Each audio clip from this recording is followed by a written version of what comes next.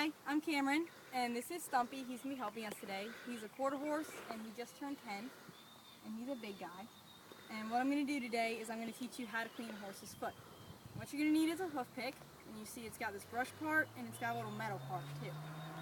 Now, when you go to clean a horse's foot, you want to walk up to their leg, and you want to face away from their face so you can handle it better. And when you get their foot, you have to run your hand down the back side of their leg so they know what you want, and then you kind of have to lean into them because sometimes they don't want to pick their feet up. Lean a little bit and get them to pick their foot. And see, when you start cleaning, there's a lot of nastiness. You're going to find that there's a V shape that naturally comes out. Now this V is called the frog of the horse's foot.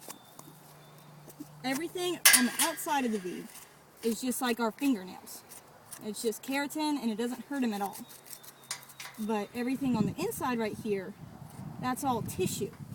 And what it does is it acts as a sponge when you're riding the horse, and it absorbs all the impact. So we don't want to pick that because it's got nerve endings and it'll hurt. But see, everything else you make clean, and you just brush it off. And there you have a nice clean foot. And you set it down. And see, sometimes when you clean their feet, they don't have the other 3 feet underneath them. They get a little bit off balance. So sometimes you have to let them put the foot down, and they'll get their balance back, and then you can try again. Now we're going to move on to his back leg. And you do pretty much the same thing. You just have to be a little more careful because they can kick sometimes, and you don't want to be kicked because it hurts. And again, you face backwards, and you run your hand down their leg and kind of lean into them a little bit. And you'll pick that foot for you, and you bring it out a little bit for the back so they can stretch out.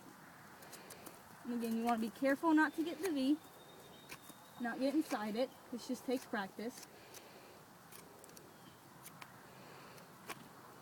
And again, you can brush it off and make it nice and pretty, and you have this frog.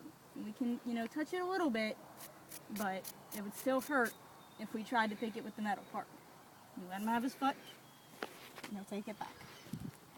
And as a side note, this is his tail. And what a lot of people don't know is there's a bone in the horse's tail.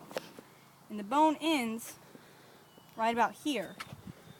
If you can see, it's kind of gross. But there's some skin with the hair follicles, and that's where his bone is.